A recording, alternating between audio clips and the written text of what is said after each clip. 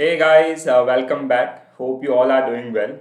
So, guys, in this particular video, we are going to talk about top 50 MCQs based on Indian banking system or Indian banking structure. Okay, so like whenever we talk about Indian banking system, so we have so many things like the RBI Act 1934, Banking Regulation Act 1949, and even like we have different types of banks like scheduled commercial bank, non-scheduled banks, cooperative banks, payment bank, small finance bank. Okay, so and this particular unit is quite theoretical in nature. So we will try to understand this particular one with the help of MCQs. The only request to all of you guys, please do watch the complete video and please do like and do share with your friends. And if you are new to my channel, please do subscribe. So we will start with first question on your screen. So please try answer these particular questions in comment section. Okay, so first question is generally based on banking. So the term banking is defined under which of the following act? So banking, which means borrowing for the purpose of lending. So whenever you talk about the meaning of bank, it is borrowing for the purpose of lending, and it is defined under which of the following act. So what will be your correct answer? Your answer will be Banking Regulation Act 1949. So as per the section 5B of Banking Regulation Act 1949, it is defined as borrowing for the purpose of lending. Okay, so please do remember this section as well, section 5B of Banking Regulation Act. That means the accepting deposit. So bank, they generally accept deposit in the form of CASA and RAFA deposit, current account, saving account, fixed deposit and recurring deposit, and for the purpose of lending, so lending in the form of loans. Okay, so we have like corporate loans, wholesale loan, retail loans that generally cover the personal loan or the car loan, home loan. So these all are generally part of this one. Okay, so borrowing for the purpose of lending, that is the basic meaning of bank, and it is defined under BR Act 1949 under section 5B. Okay, next question guys. What is the share capital of central government in any regional rural bank or RRB? So RRBs, they generally comes into existence from 1975. Okay, and Prathama Gramin Bank was the first RRB, and we have three sponsors for or we have three major parties if you talk about the share capital of any RRB. Okay, so here in this particular question, they are generally talking about the central government ownership in RRB. So what will be your correct answer? Your right answer will be 50%. Okay, so in any RRB, we have three owner. One is central government, government of India, which generally owned by 50%. Then we have state government by 35%, and 15% by, this is the state government, and 15% by sponsored bank. Okay, sponsored bank, whoever sponsored that particular one, so that generally owned by 15%. Okay, so central government, sorry, just reverse that particular data. Okay, so central government, which is generally owned by 50%, and we have state government 15%, and sponsor bank. Now who can be sponsor bank? It can be any nationalized commercial bank like PNB or Canara Bank, or these are generally sponsored bank. Okay, next question guys. In 1969, 14 major banks were nationalized with a minimum capital of dash crore. Okay, so if you study the nationalization phase in India, or the second phase of Indian banking system, so that happened majorly two times. One is 1969, where we generally, or we means government of India, they generally nationalized 14 major bank. Okay, and the minimum capital that time was 50 crore. Second time it happened in 1980, where government of India, they generally nationalized six other bank, and that time the capital was 200 crore rupees. Okay, so many times examiner, they generally ask question based on the number of bank or the capital, so please do remember this. Okay, so 14 bank in 1969, and the capital was 50 crore and above, and this is the list of bank which were nationalized in 1969 nationalization. You do not need to remember these particular name, this is just for your reference only. Okay, so let's move to the next question guys. Which of the following is not a primary function of bank? So as I earlier told you, bank, if you go through the primary functions of bank, so or the functions of bank, so they generally deals in borrowing and lending part. Okay, so that is their primary functions. They also do different kind of activities like cross selling, or like they sell third party product, they provide locker facilities. These all are the secondary functions. Okay, so granting loan is part of your lending, so it is primary function. Advances, again it is short term loan. Bank overdraft, again it is part of your primary function. So what will be your correct answer? Option D will be right answer for this particular one. So borrowing for the purpose of lending, that is the primary function of bank, which is also the meaning of bank. But if you talk about the primary functions, which generally accept deposit, grant loan and advances, bank overdraft, discounting of bill of exchange, these all are the part of primary functions. Secondary, like periodic payment, check, agency work, third party product, cross selling, so these all are generally comes under the secondary functions of any bank. Next question, guys. This question I already told you. So as per dash section of Banking Regulation Act 1949, the meaning of bank is defined. So what will be your correct answer? Section 5B of Banking Regulation Act 1949. We already discussed this particular question. So please try to remember these particular sections as well. Sometime examiner, they generally ask question based on sections or the act or the limits as well. Okay. So the banking terminology or the definition or the meaning of bank is defined as per the section 5B of BR Act 1949. The meaning is borrowing for the purpose of lending. Next question.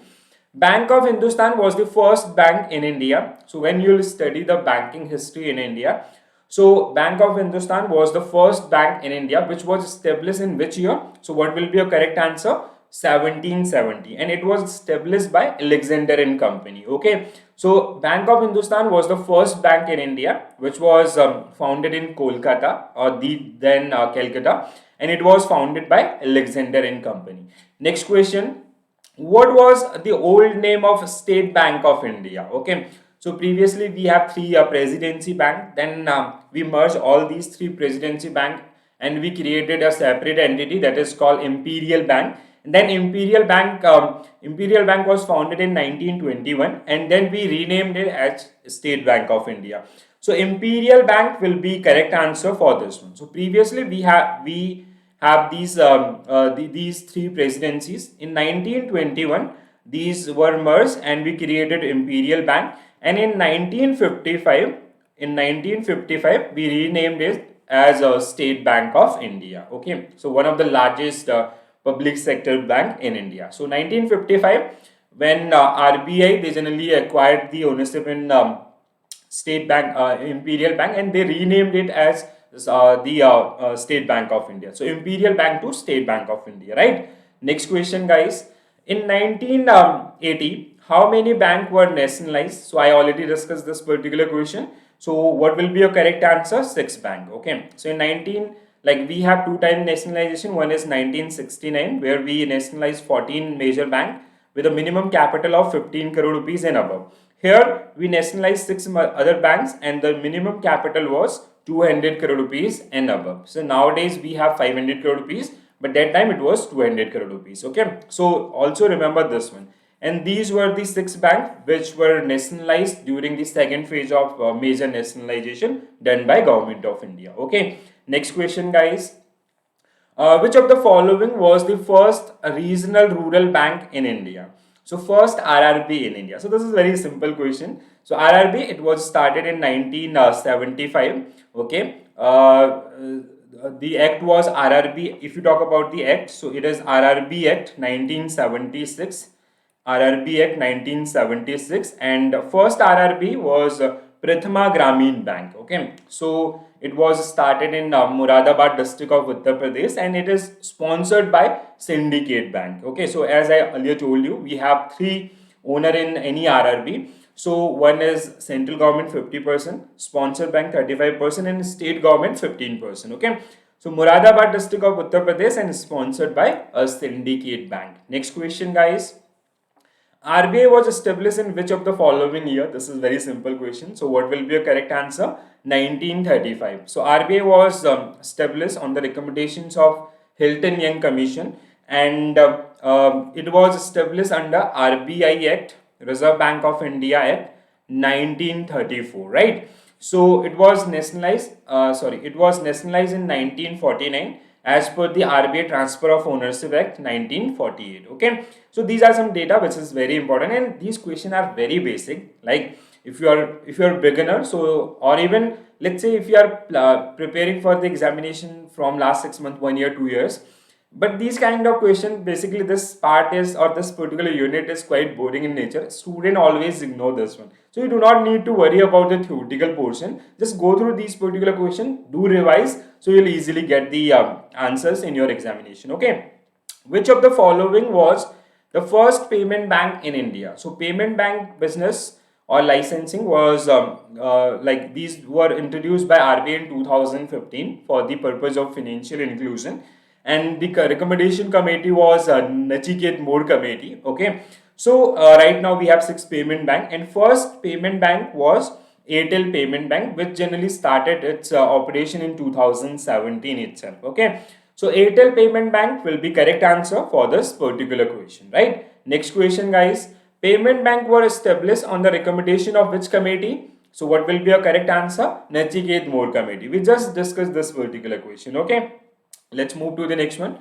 Which of the following was first small finance bank in India? Again, this small finance bank concept was given by RBI in 2015 itself, and the recommendation committee was Usha Thurat committee. Okay, so if you talk about the small finance bank, again their business is generally, or their target is, again we can say that is with the purpose of financial inclusion.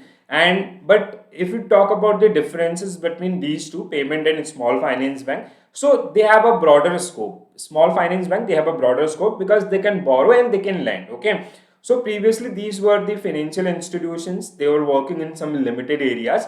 Now RBI generally give them the license, banking license, so their scope is also increased.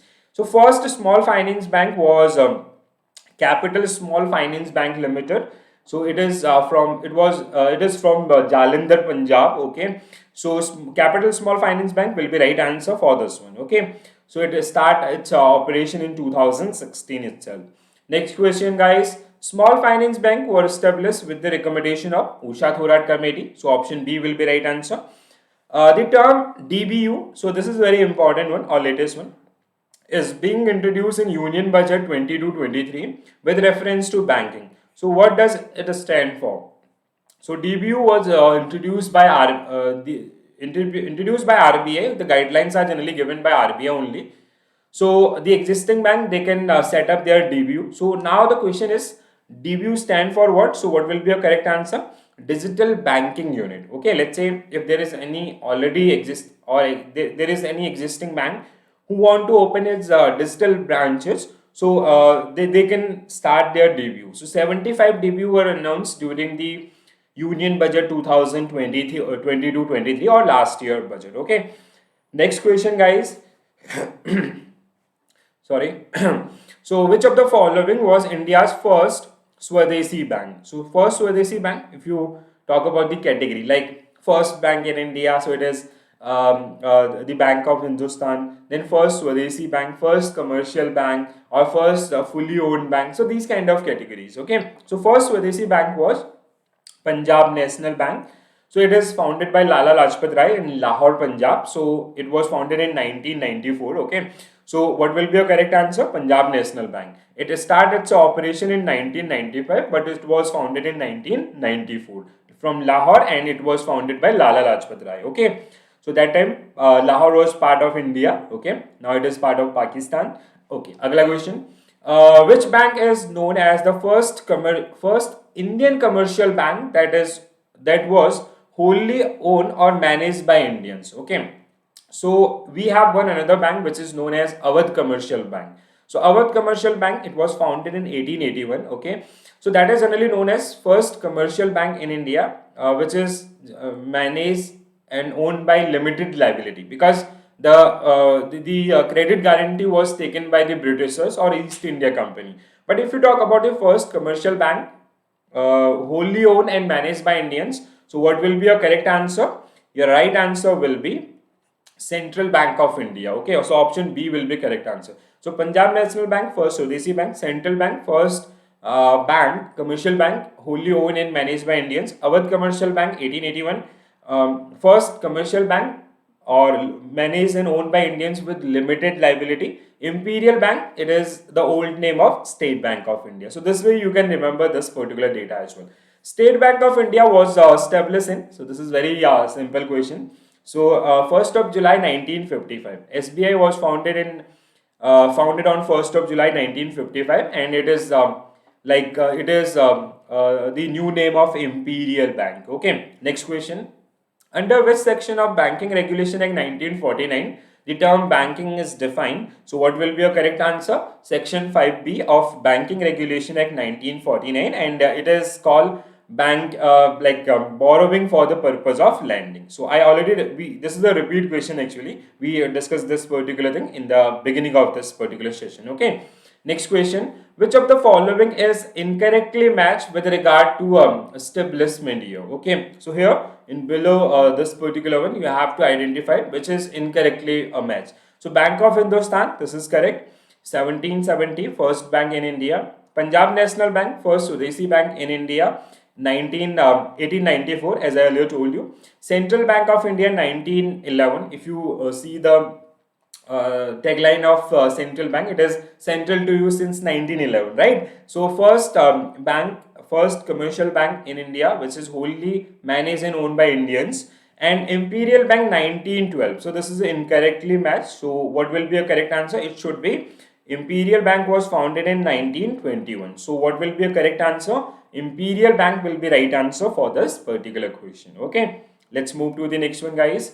So I hope now this is clear to all of you. Next question. Which of the following were Presidency Bank in India? So Presidency Bank in India means, so these, like when East India Company was ruling us, so they generally for the banking purpose, they generally divide the entire nation in among three different regions. Okay, so these were we have this Bank of India, then we have Bank of Bombay, and we have Bank of Madras, right? So if you talk about the Presidency Bank, so we have all these three. So what will be your correct answer for this question? So answer will be all of the above, right? So option D is the correct answer for this one. Next question, guys. Okay, you can go through this particular data as well. So Bank of Bengal or Bank of Calcutta. So it was the first Presidency Bank. It was founded in 1806.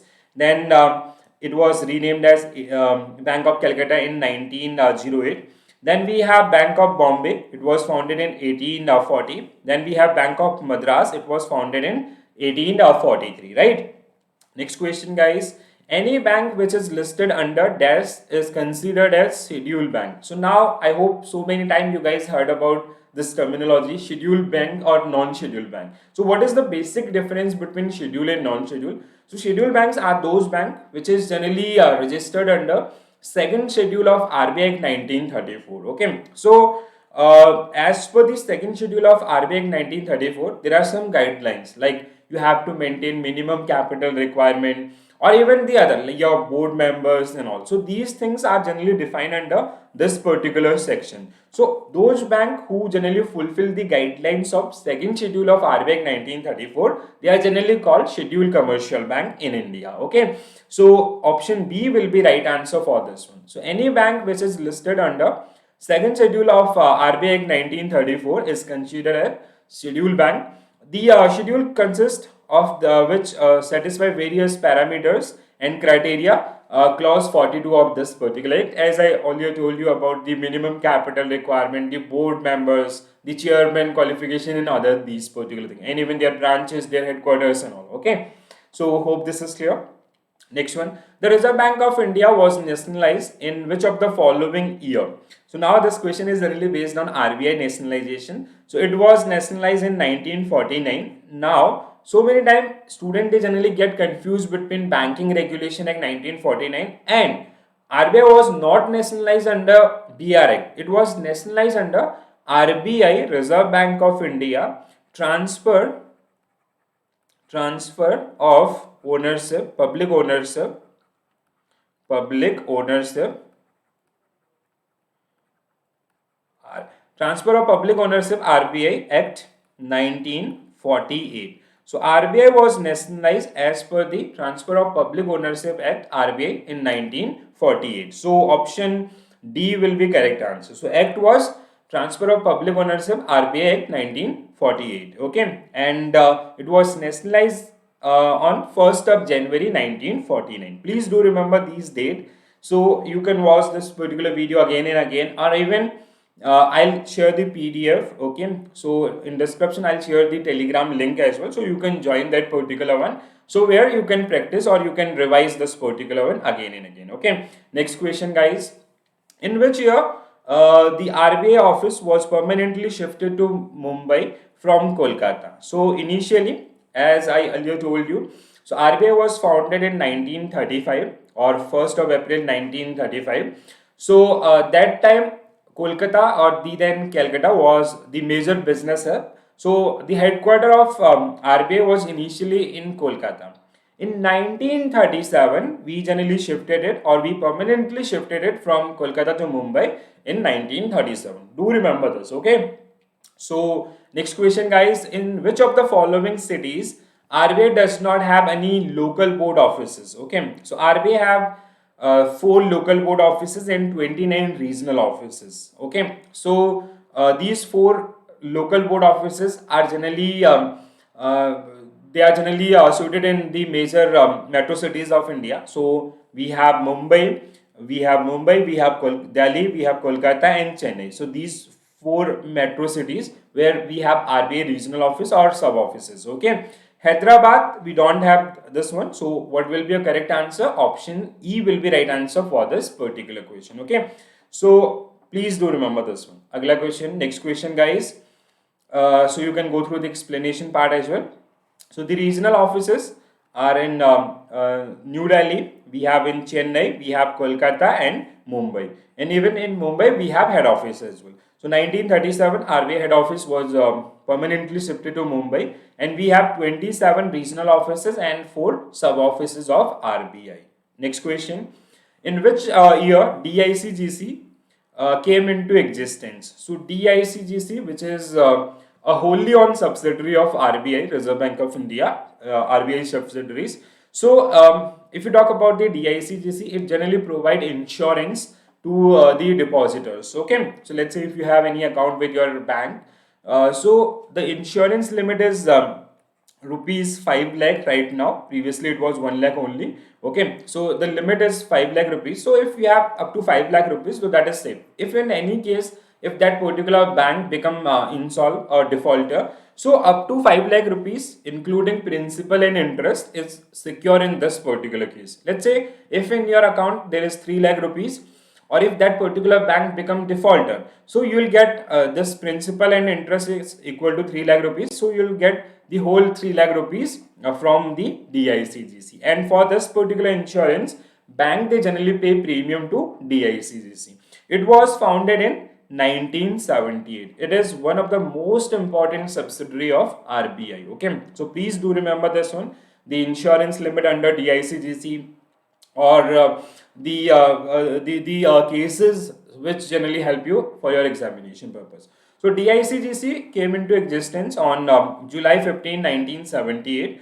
The function of DICGC are governed by the provision of DICGC Act 1961. Please do remember this act as well. So previously, prior to this DICGC subsidiary, we have an act that is called Deposit Insurance Credit Guarantee Corporation Act 1961. So do remember this one as well. Next one. So the limit under, or the insurance limit under DICGC is, so what will be a correct answer?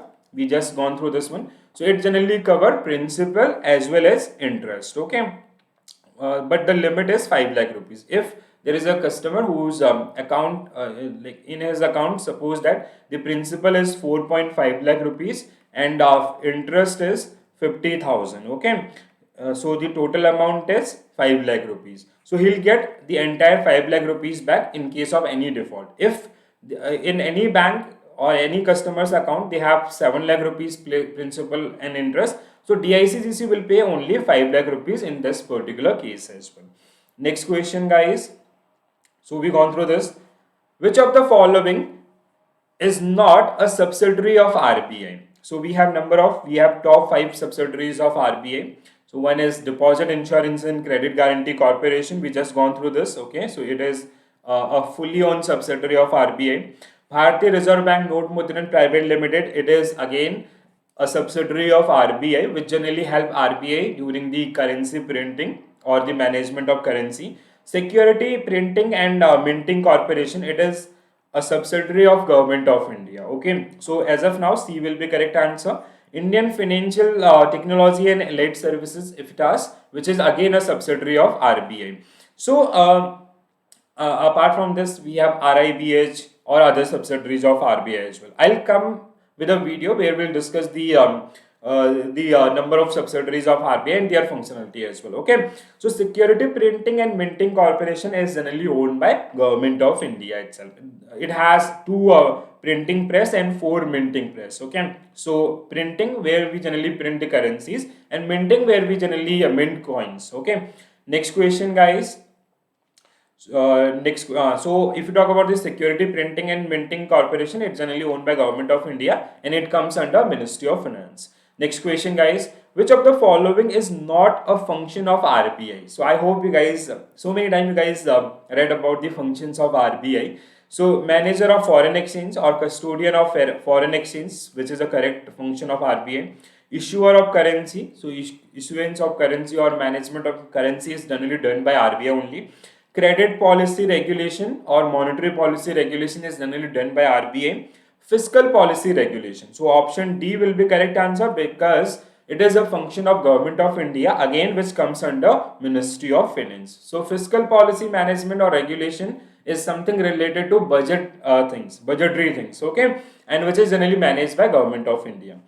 Bharatiya Reserve Bank Note Mudran Private Limited has how many presses? Okay, so we have 4 currency printing presses in India. These are in Nasik, Devas, Mysuru and Salboni. Okay, so out of these 4, two presses are generally comes under Bharatiya Reserve Bank Note Mudran Private Limited, which is owned by Reserve Bank of India. Okay, so these are located in Mysuru and Salboni.